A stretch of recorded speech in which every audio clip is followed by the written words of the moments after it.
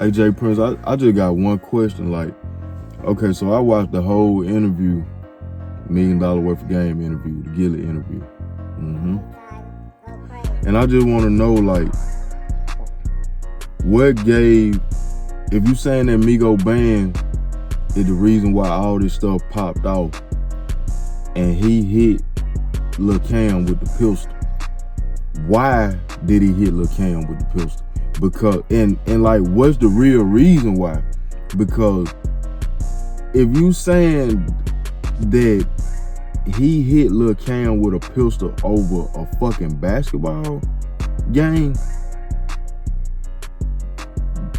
that don't sound right. That just sound like a lie, bro. Like, I'm just gonna be real. Like, it ain't even nothing to get deep on. Like, man, don't get me wrong, I ain't from the street. I got street friends, so I got street sense. I say that all the time. And I'm gonna tell you something, man.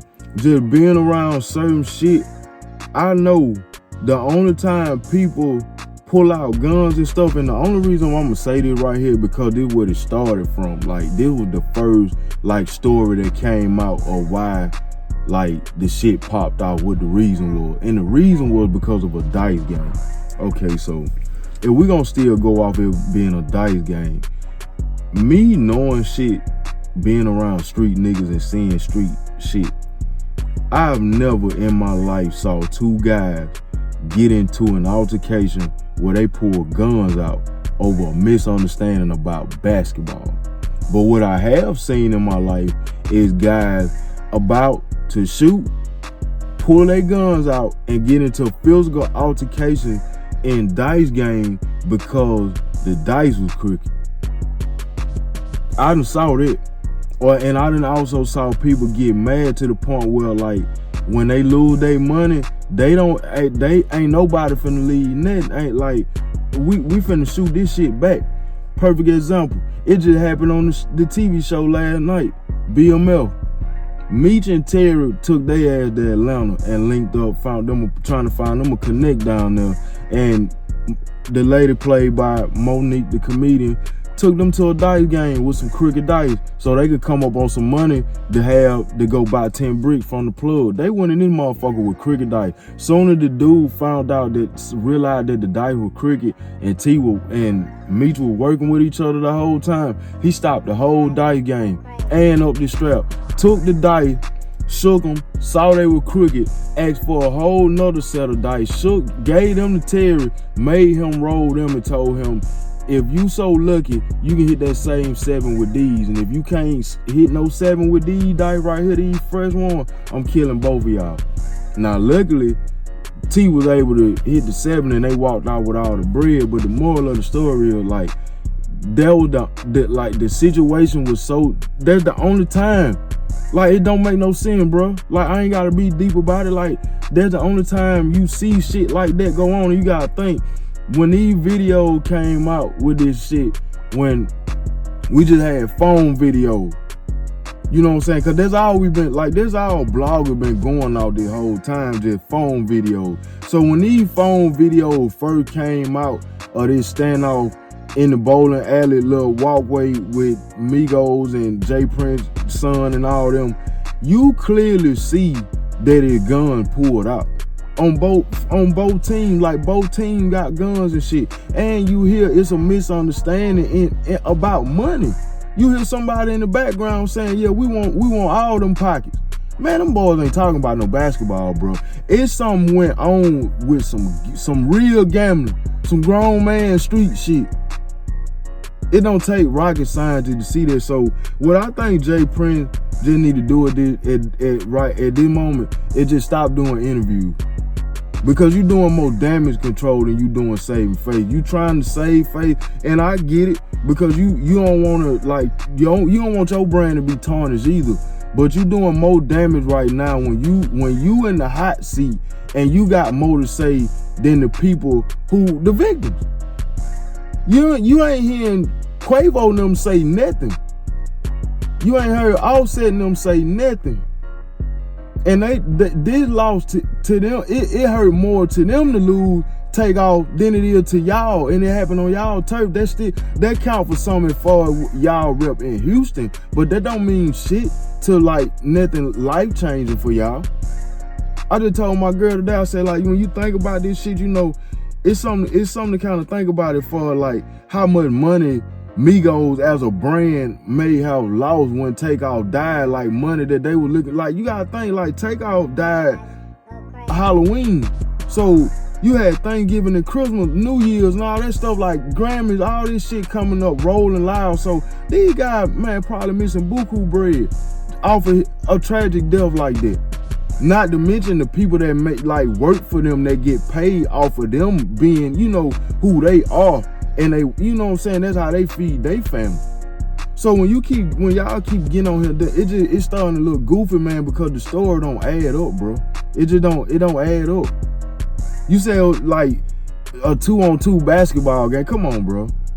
You ain't gonna tell me that Quavo said these words before he walked off. I'm finna leave before I hurt somebody about some fucking basketball. And one of his people, off of him saying that they went with they move off of basketball or misunderstanding about a basketball game. No, that may have been something. I'm just gonna use my ear.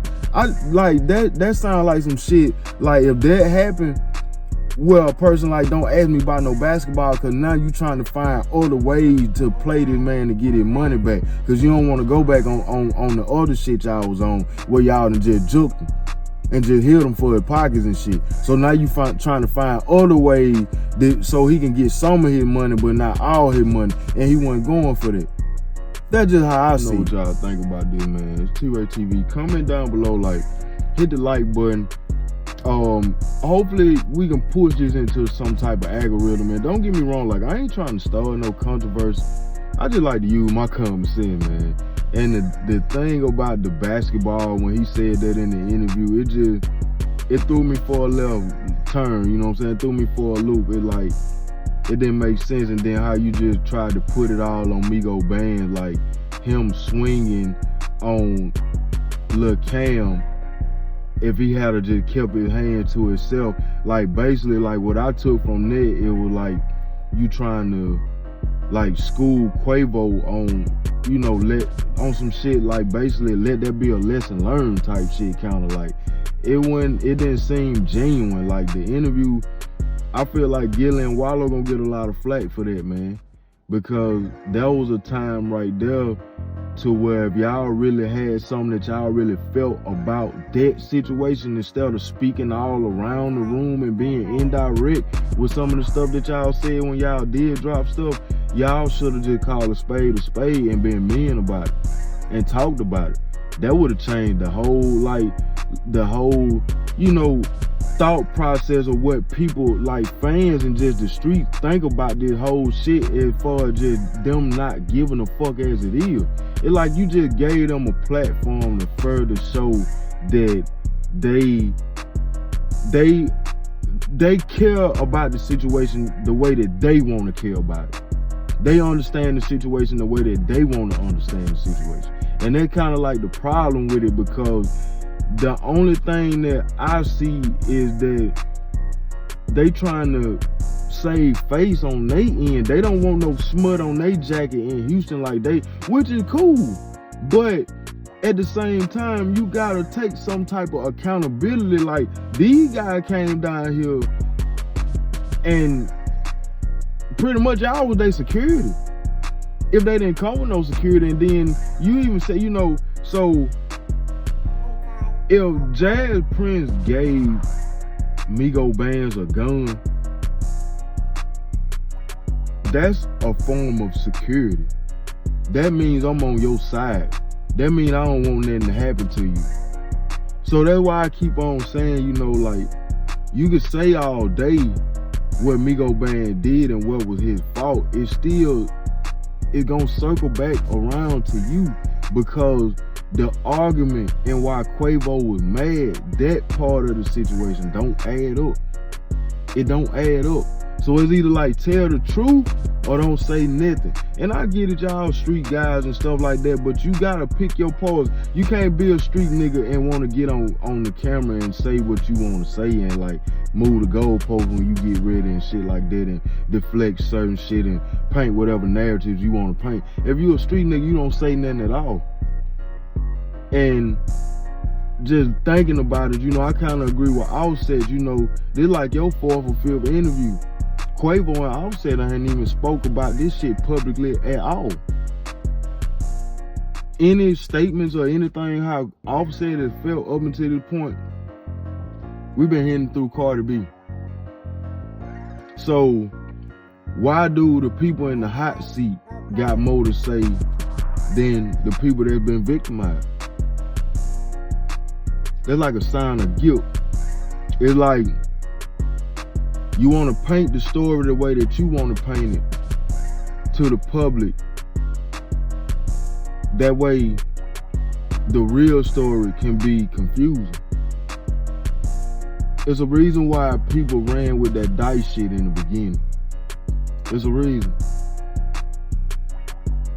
That man died with no basketball game.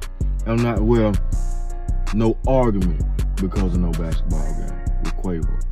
Quavo wouldn't have said, I'm finna get out of here before I hurt somebody over some basketball.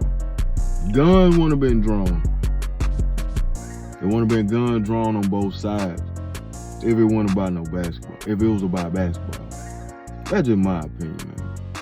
But y'all let me know. Like I say, man, hit the like button. Push this into the algorithm. If it get there, you know what I'm saying? Cause it's me, my opinion, man, how I feel on the situation being from the South and stuff like that. I just want the truth. And if you ain't gonna tell the truth, then don't say nothing at all, because we can go without the lies and the false narratives and the shit that's being painted to just make your side look good. You know that they ain't say nothing about DJ Pat not one time, and DJ Pat is the guy that actually killed Takeoff. That came from law enforcement. That was on the news. He in jail for that.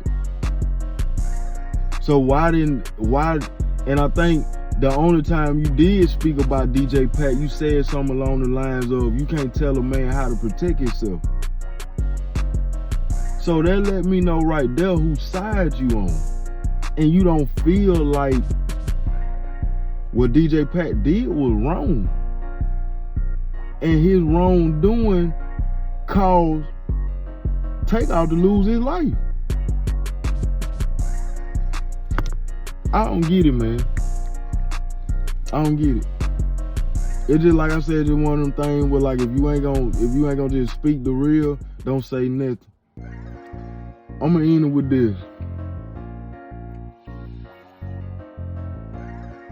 Gillen and Wallow, I can't necessarily just go hard on them, because at the end of the day, they just want to answer just like everybody else do. They want to know, they don't know. So I'm pretty sure when that interview was over with, it's a lot of stuff that Gillen and Wallow sat down and talked about that might have just been like, I don't know, that. So I can't just necessarily just say, you know, it's fucked up that when they could have said more, they didn't. Because they don't know what happened. Only thing they can do is go off what's being said, and then Jay Prince pull over paperwork. You know, and that was another thing for like another day or whatever. But y'all let me know what y'all think about this, man. T-RaeTv, it's like 1 o'clock. No, 2 o'clock. Well, man, it's like 2 o'clock in the morning, man. But yeah, be expecting more videos from me about this, because I got a lot I want to say about this. I want to talk about Quavo too, and just like a poor choice of words. Because, you know, we can sit up here and say that Migos shouldn't have did what he did.